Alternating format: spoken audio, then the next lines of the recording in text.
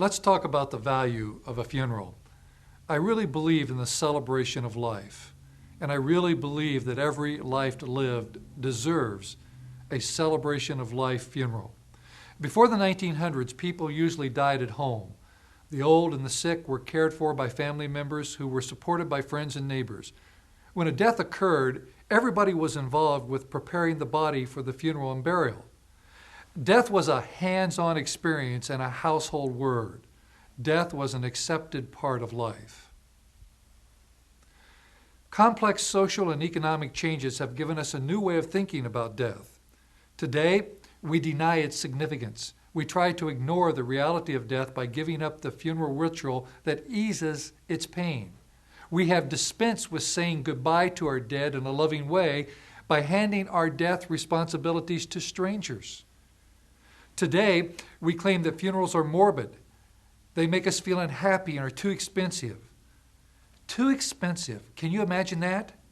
Have you ever stopped to think about how much you spend on a car and how many cars you have in your lifetime, and yet all of those cars end up in the junkyard? The funeral. It might be expensive for one moment, but your loved one deserves that. It truly can be a celebration of life, and you can celebrate the values by which that loved one lived. The value of the funeral. Well, first of all, my family owns a funeral home, so I've been in and out of different funeral rituals for a lot of my life.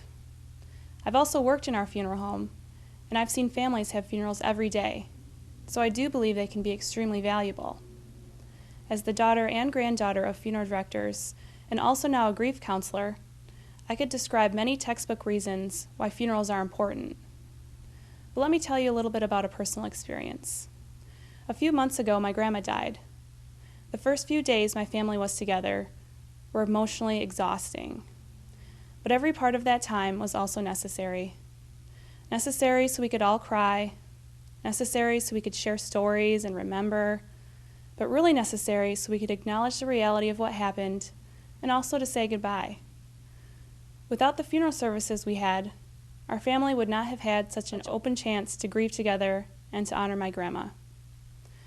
So I strongly suggest that you consider having a funeral that truly celebrates the life of the person you love. The funeral is valuable to the family for many reasons. It's a transition from a life where the person was always present to a relationship where it's more of memory. And it's important because it gives the folks an opportunity to draw support from the community. For example, we have a number of families that come into the funeral home, they sit down, or they come in, they see the person, which is the first important part, is the seeing is believing part. Our emotional side needs to see that person. Our logical part of our brain can tell us the person's dead, but the rest of us doesn't want to believe it. So they see the person there. There are a huge amount of emotions. It ranges from a few tears to outright sobbing and nearly collapsing in front of the casket. That's an important cathartic need that I think a lot of families have. Everybody expresses it differently. The next part, the next value of the funeral is having the opportunity for all the friends and relatives from the community to come in and talk to people. We see people as they come in the front door of the funeral home, or I see them downtown and they say, "Oh, I just can't stand to come in your place because it's so sad." I think, well, yes, it is a sad time, but they still come. They still come in and they walk in and they talk to the families. They give them a hug, which is probably the best thing they can do. That's the best amount of support. You don't have to say a word. But then usually after the initial tears and after the initial emotions, they start to talk about the person who's died, and they say, "Oh my gosh, I remember when we did this and it was so funny," or "I remember when he helped me with this and I learned from that." And they talk about all those things, and all those tears start to turn to a little smile. And then pretty soon after folks have been in here for a little while, it's laughter. You can hear laughter coming out of the room, out of the visitation room, because they're remembering all those great things.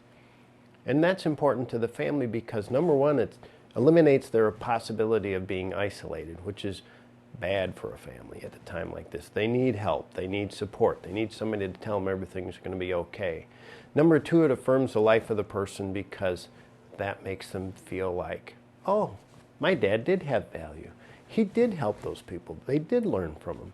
It also reminds the family that they're not going to be forgotten. Dad's not going to be forgotten. And that's important to a lot of people. This attitude of a quick burial or cremation devalues life and diminishes the worth of our human experience.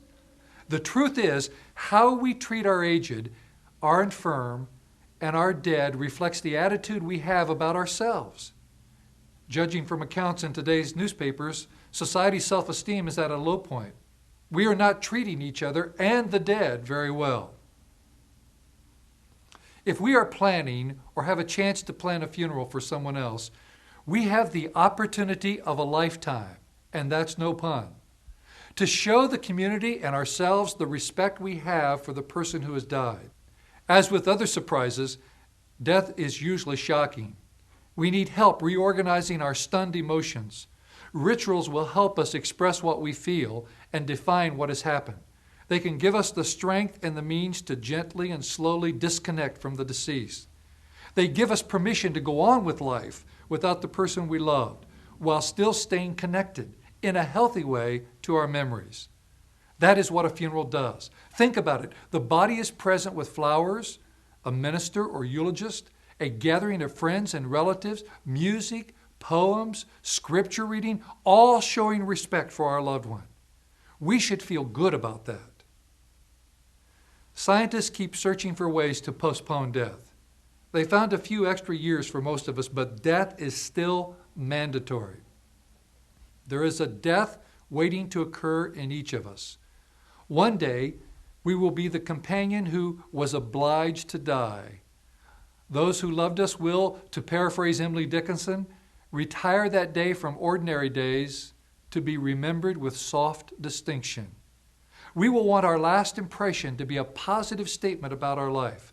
Funeral rituals give us a systematic method to do this in a meaningful way. What do we have in most town squares? You have monuments to people. We have one down here. It's a monument to the people who died in the wars. You have other monuments in the cemetery that commemorate people. You have statues in the town square in many places about great people that they don't want to forget. And in most cases, they don't want anybody to forget about mom and dad. That's what they come in here for.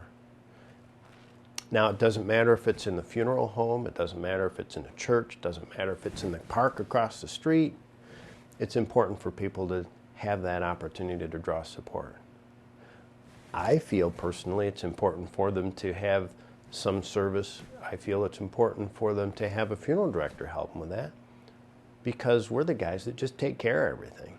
We do everything for them so that all they have to do is come in and draw the support from the family. We take care of all the details. A few years ago, my uncle summoned me to his summer home in Indiana. He was a very bright man, an intelligent man. He'd been a high school principal. And on that day, he said to me, he said, "John, I'm about ready to die, and when I die, I just want to be cremated. I don't want any memorial service. I don't want a funeral. I don't want anything. Is this okay?" And my Uncle Charlie was very opinionated, but I looked at Uncle Charlie and I said, "No, it's not okay."